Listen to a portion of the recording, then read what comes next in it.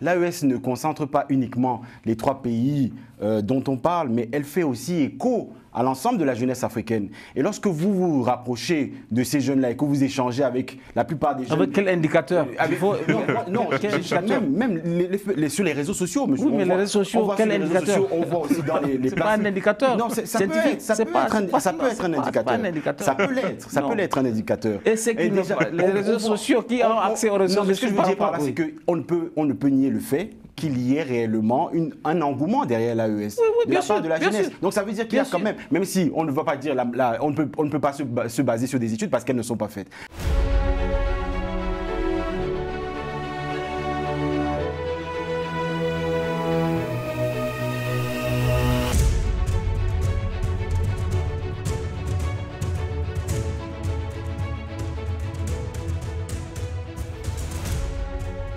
Bonsoir à tous. Le Mali, le Burkina Faso et le Niger ne sont plus officiellement membres de la CEDEAO à compter d'aujourd'hui.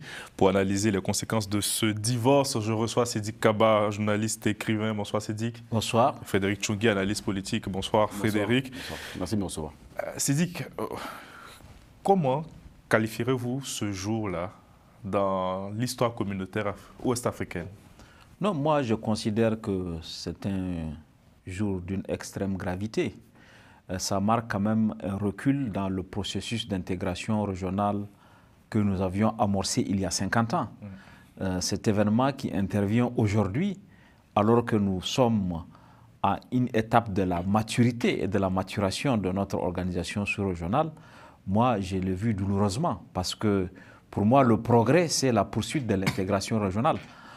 Je n'excuse pas les reproches qui sont faits à l'AES, qui sont faits à la CEDEAO plutôt par les pays de l'AES, mais je trouve que dans la lecture d'un processus d'intégration, passer de 15 à 13, de 15 à 12 aujourd'hui avec les retraits de 3 pays, pour moi c'est un recul. Il n'y a pas, j'ai pu comprendre que dans certains pays aujourd'hui, il y aura des festivités pour marquer ce retrait. Ça a commencé depuis hier. Moi, je pense qu'on aurait pu faire preuve de discrétion, simplement prendre acte que nos divergences nous ont amenés à une étape de séparation, et toute séparation est toujours regrettable. Donc, de mon point de vue, je pense que c'est quand même une journée positive.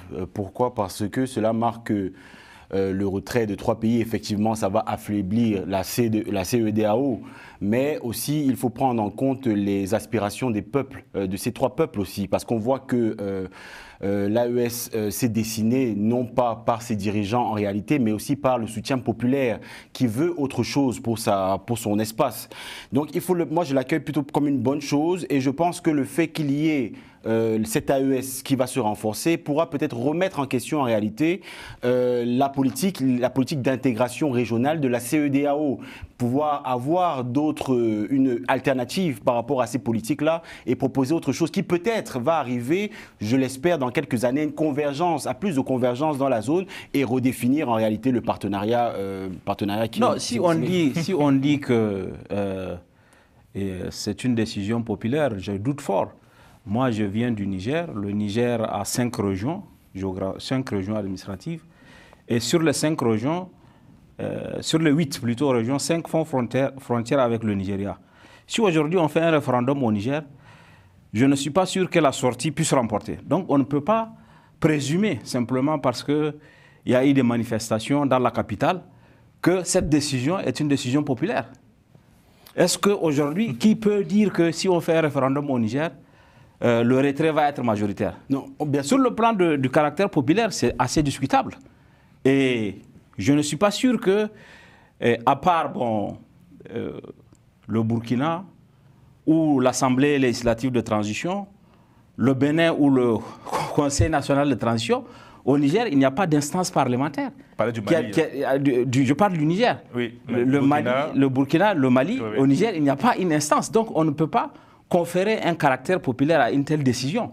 Et le fait de dire que si on fait le constat que les autres se sont retirés, maintenant on prend acte, rien n'empêchait que les pays de l'AES, puisque l'AES apporte une valeur ajoutée par rapport à ce qui existe aujourd'hui sur le plan du défi sécuritaire, c'est clair qu'on a échoué à construire une réponse qui soit à la hauteur du défi sécuritaire, une réponse qui intègre la nature transfrontalière. On a échoué à le faire. Mais ça aurait pu se faire. Le G5 Sahel existait à côté de l'AES. Le G5 Sahel existait à côté de la CEDEAO plutôt. Ouais. L'AES aurait pu exister à côté de la CEDEAO. Les greffes qui sont aujourd'hui invoquées, certains sont exacts.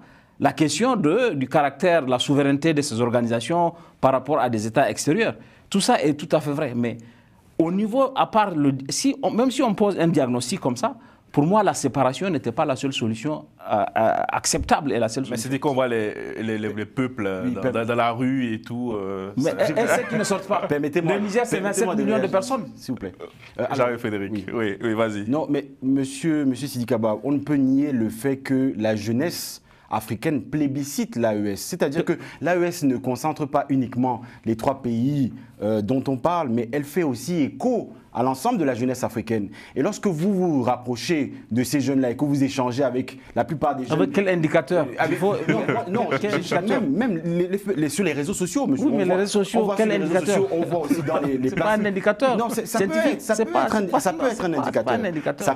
Ça peut l'être un indicateur. Et c'est les réseaux sociaux qui ont accès aux réseaux sociaux. Non, mais ce que je veux dire par là, c'est qu'on ne peut nier le fait qu'il y ait réellement un engouement derrière l'AES de la part de la jeunesse. Donc ça veut dire qu'il y a quand même si on ne va pas dire, on ne peut pas se baser sur des études parce qu'elles ne sont pas faites, mais on peut quand même voir que dans la jeunesse africaine, il y a énormément de personnes qui plébiscitent, que ce soit d'abord les 3 pays concernés et aussi en dehors de ces zones-là. Parce qu'on parle même de potentiels pays qui souhaiteraient peut-être rejoindre l'AES. Oui, mais est-ce que ça amène la séparation? Est-ce que le fait que les gens soient... Non, ce n'est pas une séparation. C'est pour ça que tout à l'heure, j'ai parlé de la juxtaposition qui peut se faire dans le futur. Aujourd'hui, c'est plus dans la CEDEAO. C'est le retrait, c'est pas une émotion. Regardez, vous avez vu pendant la conférence de presse des ministres des Affaires étrangères, ils ont bien parlé du fait que de l'importance de maintenir les intérêts des peuples avant de parler de séparation concrète. C'est-à-dire quoi? C'est-à-dire que nous allons faire une séparation en bonne et due forme de telle manière à ce qu'il y ait une convergence et les intérêts des peuples soient maintenus, que ce soit d'une part de la CEDEAO. Mais dans ce cas, autant ne pas faire la séparation. Si elle n'a pas de séparation idéologique maintenant. Mais Frédéric, sincèrement, est-ce que la CEDEAO et l'AES peuvent vivre aujourd'hui de manière juxtaposée? Est-ce que l'AES aurait pu rester au sein de la CEDEAO et exister De mon prisme, je ne pense pas, parce que c'est une question idéologique. Lorsque déjà il y a une divergence idéologique, cela entraîne ensuite des divergences politiques et économiques et c'est-à-dire de stratégie, de manière globale. C'est pour ça que je pense qu'aujourd'hui, la séparation était importante. Pourquoi? Pour le questionnement d'abord, c'est-à-dire questionner la zone de la CEDEAO. Poser la question de savoir est-ce que la CEDEAO est encore à même d'orienter la sous-région de manière globale. Et la question aujourd'hui est non. Donc à quoi on arrive? À la séparation, et on espère plus tard que on est en train de voir, parce qu'on parlait avant on parlait plus de radicalité dans la séparation. Aujourd'hui, on se rend compte que l'AES est plutôt dans une forme de négociation. Avec la 6 mois de négociation, effectivement. Tout à fait. Donc on verra. Non, il n'y a pas de. C'est pas 6 mois de négociation. Non, c'est la période de transition. La période de transition. Conséquences. À partir du moment où l'AES et la CEDEAO se séparent aujourd'hui, c'est clair qu'il faut poser des passerelles, parce que à la fois, si vous prenez le pays de l'AES, tous sont des pays continentaux. Aucun pays n'a de façade maritime. Aucun des 3 pays. Le Niger dépend pour ses importations et ses exportations du Bénin et du Togo. Le Mali dépend pour ses importations et ses exportations principalement de la Côte d'Ivoire et du Sénégal.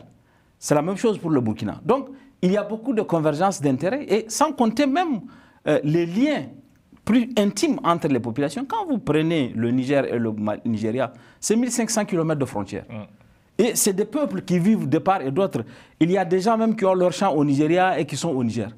Donc, envisager, quelles que soient les divergences qu'il y a, le fait que ces gens puissent se séparer et que, pour l'instant, aujourd'hui, la CEDEAO, elle aussi, sa posture n'est pas une posture de confrontation, puisqu'elle a fait un communiqué au moment où nous nous parlons. Elle a fait un communiqué ce matin pour dire que tous les acquis communautaires continueront à courir, y compris la libre circulation des personnes et des biens.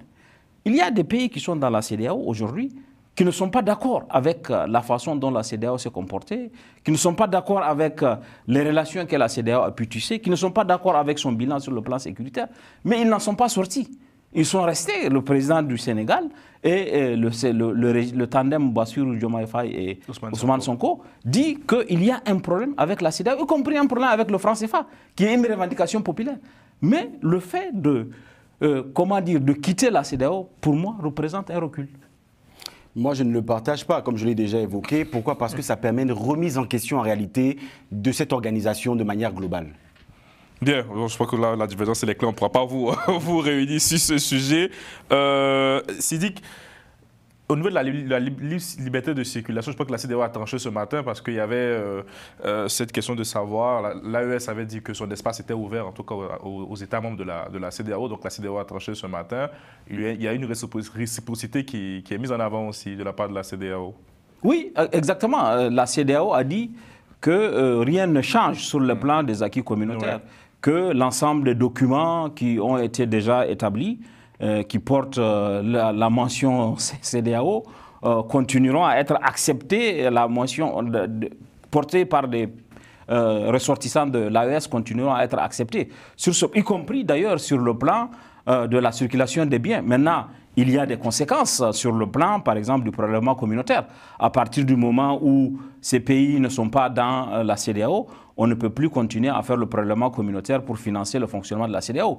Et il va se poser le problème tôt ou tard des fonctionnaires originaires de ces pays dans la CEDEAO, que ce soit à la Commission, que ce soit à la Cour de justice, que ce soit dans les autres institutions de la CEDEAO qui sont dans les pays, ce problème va se poser. Maintenant, je crois que pour les peuples, ce qui est important, au-delà des considérations politiques, au-delà des considérations idéologiques, c'est l'intérêt des populations qui doit primer. Et sur ce plan-là, on semble aller vers quelque chose de tout à fait positif puisque les personnes continueront à se mouvoir et les biens et les services continueront à circuler dans les deux espaces. Et donc, à l'heure actuelle, il n'y a pas de gagnant ni de perdant dans cette affaire. Oui, enfin, si on devait... De toute façon, je ne pense pas qu'on soit dans la bonne posture de parler de perdant ou de gagnant ou de parler du milieu ou de... Je ne sais pas. Non, on est dans une appréciation, dans un positionnement qui est différent. Moi, je ne pense pas qu'on puisse raisonner sur gagnant ou perdant à ce stade-là. Il y a la création d'une force militaire commune de l'AES qui est une réponse à la situation sécuritaire. Quel avenir pour cette initiative-là, selon vous, Sidik? Non, c'est une bonne initiative.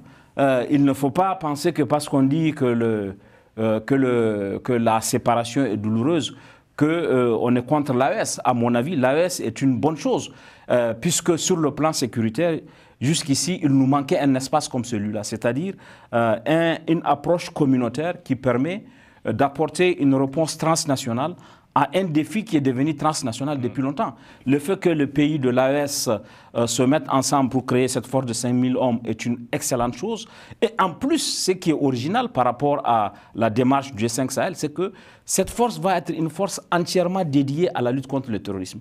Vous savez, jusqu'ici, ce qu'on a pu voir, que ce soit au niveau du Sahel central ou au niveau du bassin du lac Tchad, c'est des forces régionales, mais avec des contingents qui sont des contingents avec une double casquette. C'est-à-dire ils sont dans la force nationale et puis ils sont dans la force sous-régionale. Donc de sorte façon qu'ils n'ont pas la disponibilité nécessaire. Et là, l'AES a corrigé ce travers en disant que l'ensemble de ces soldats-là vont être dédiés à la lutte contre le terrorisme avec une capacité de projection dans l'espace AES. Ce n'est plus le Niger, ce n'est plus le Burkina.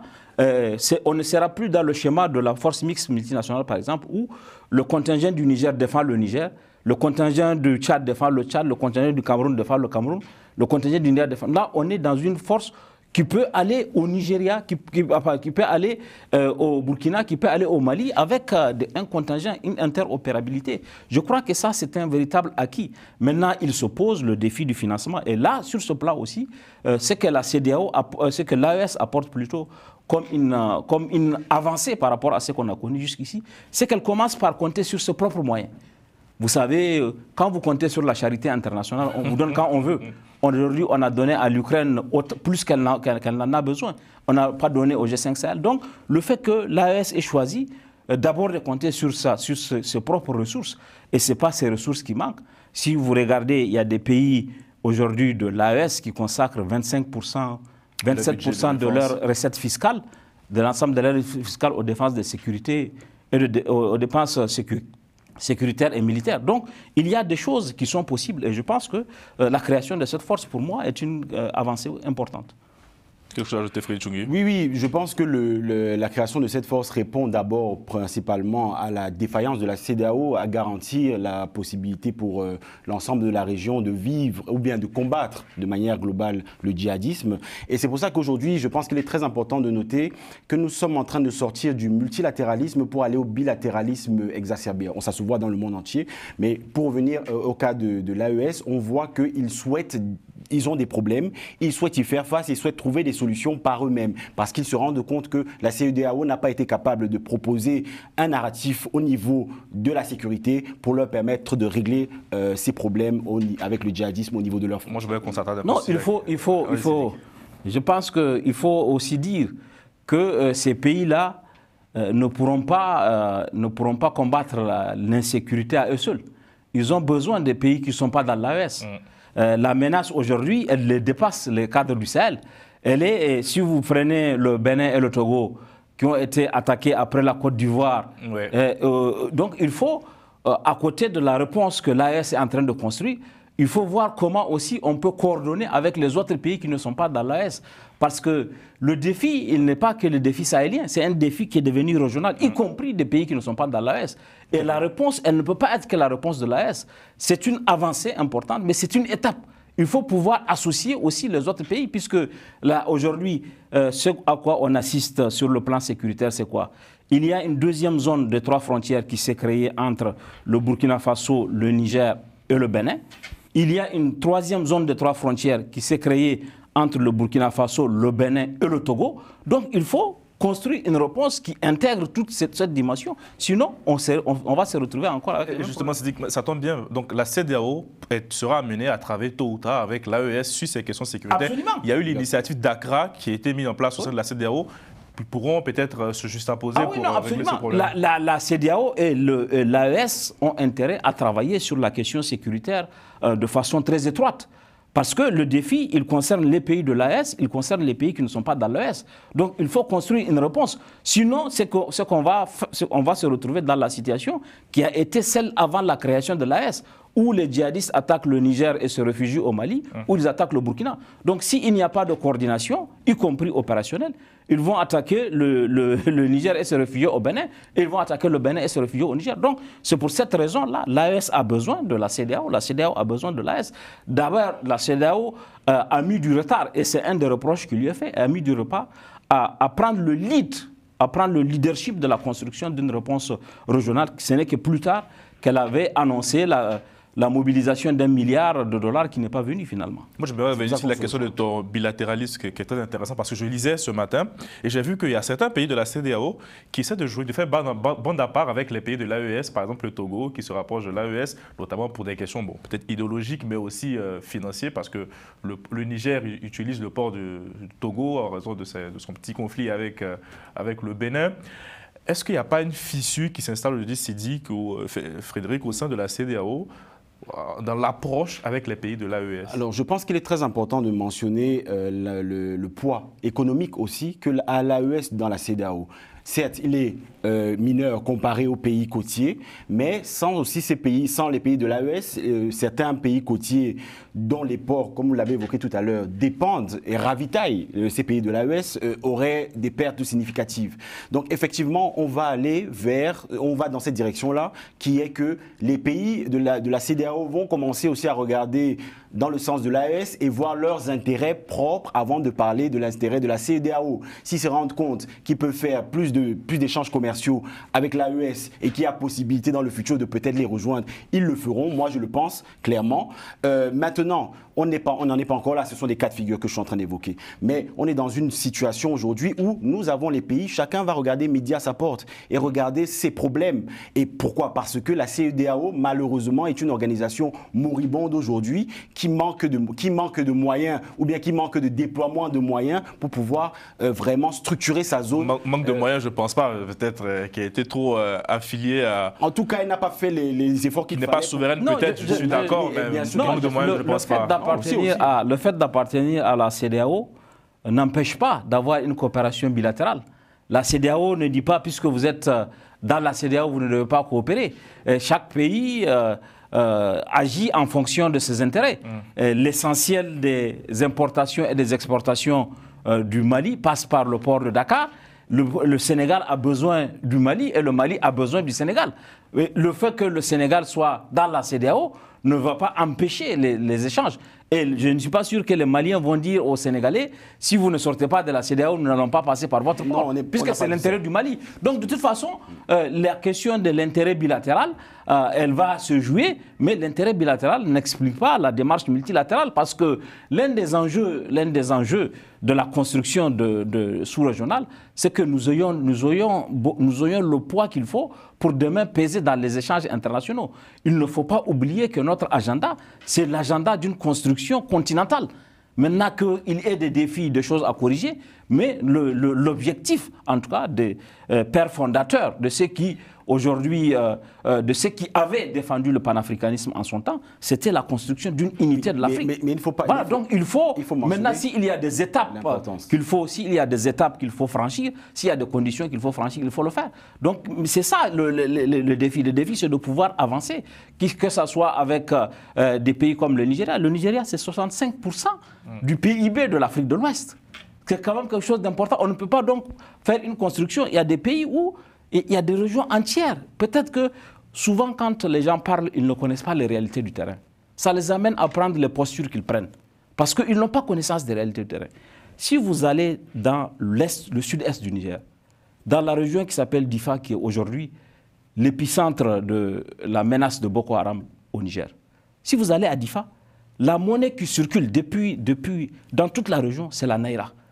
Comment vous pouvez construire une économie locale, régionale, sans avoir des relations économiques avec le Nigeria? C'est des choses concrètes. Ce qu'on est en train de remettre en question aussi. Faut pas faire un peu de posture un peu artificielle. Non, s'il vous plaît, si je peux me permettre, ce qu'on est en train de remettre en question ici, ce n'est pas tant la CEDEAO dans son ensemble. Ce qu'on est en train de remettre en question, c'est l'idéologie de la CEDEAO. On n'est pas contre une régionalisation, une dérégionalisation. Quelle est l'idéologie de la CEDEAO? C'est quoi son idéologie? Non, son idéologie de la CEDEAO aujourd'hui n'épouse pas l'idéologie de la... C'est quoi l'idéologie pour savoir, pour qu'on puisse comprendre? L'idéologie de la CEDEAO aujourd'hui, bon, je vais me faire l'avocat du diable, c'est qu'on a l'impression qu'elle est occidentalisée. Et ça, c'est une réalité. Quels sont les éléments? Quels sont inféodés à l'Occident? Non, c'est très bien de le dire, mais quels sont les éléments? On a vraiment cette impression-là. Non, l'impression, quand même, on n'est pas dans une posture, on n'est pas dans une posture militante.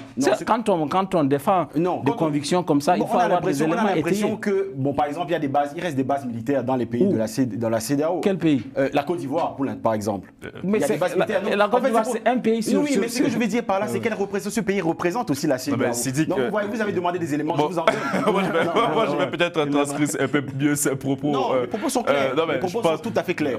La CEDEAO a été souvent considérée comme un club de chefs d'État occidentalisés. Il y a des choses qu'on peut reprocher à la CEDEAO, mais c'est pas l'affiliation de la CEDEAO à l'Occident, etc. Ça, ce sont des postures. Non, c'est pas des postures. Maintenant, il faut pouvoir étayer. Je viens d'étayer avec les bases militaires, avec les relations qu'il y a. L'AES, lorsqu'elle se dégage concrètement de la CEDEAO, c'est parce qu'elle épouse une nouvelle idéologie. Et juste pour revenir rapidement, lorsque je parle de l'importance du bilatéralisme aujourd'hui qui prend le pas sur le multilatéralisme, personne n'a parlé du fait qu'il faut tout jeter dans la CEDEAO. Ce que je dis, c'est que pour certaines fonctions bien définies de chaque pays va maintenant vouloir prendre le leadership pour régler les problèmes, parce que appartenir à une zone communautaire ne règle pas ces problèmes. Donc c'est pour ça qu'ils vont... Mais ce n'est pas incompatible. Oui, le Nigeria a toujours eu ses relations avec le Niger. C'est incompatible, c'est vous qui le dites. Non, moi je n'ai pas dit. Non, vous êtes en train de le dire. Moi je ne l'ai pas dit. Moi je sais pas incompatible. On va conclure sur cette image. Romain, on va regarder, Romain, l'image du Togo, ta petite bande, ton petit dessin que tu nous as réservé. Voilà, est-ce que vous arrivez à lire Sidik et Frédéric? Oui. C'est une réponse là, cette caricature là. Merci à Romain. c'est l'avenir de l'AES, le Togo, bientôt? Oui, en tout cas, le ministre des Affaires étrangères a dit, et l'AES elle-même, elle dit dans sa charte que tout pays qui adhère à son idéologie, à son approche, la question qui adhère au principe du souverainisme, qui est une revendication légitime, c'est-à-dire le respect de nos pays par nos partenaires, qui est une revendication légitime. Tout pays, c'est dit dans la charte qui crée l'AES, l'article 5 dit que les pays qui adhèrent au principe que défend l'AES, ils peuvent adhérer. Le Togo a déjà fait part de son intention. Un moment, on a évoqué le Tchad, un moment, on a évoqué le Sénégal. Je crois que l'AES a une vocation à s'ouvrir au pays. Elle n'est pas fermée. Si le Togo vient, ce n'est qu'une avancée. Et aussi à coexister avec la CEDEAO. Bien sûr. En toute tranquillité. Tout à fait. Donc moi, je pense personnellement, juste pour conclure, que l'AES n'est pas dans une forme de radicalité. Elle pose juste, elle nous emmène juste à penser différemment le développement de la région avec une idéologie, comme vous l'avez parlé tout à l'heure, souverainiste, tout simplement. Mais vous voyez dans les négociations qu'il y a eu et les discours des ministres des Affaires étrangères qu'ils ne sont pas totalement, ils ne sont pas du tout fermés à la CEDEAO. Ils souhaitent continuer à travailler avec la CEDEAO parce que c'est obligatoire pour la survie de cette région-là. Donc, tout est positif en fait pour la suite de la région, je le pense. Merci à tous les deux. Merci à Romain Clicquot de MEC à la réalisation. Bonne soirée et à demain.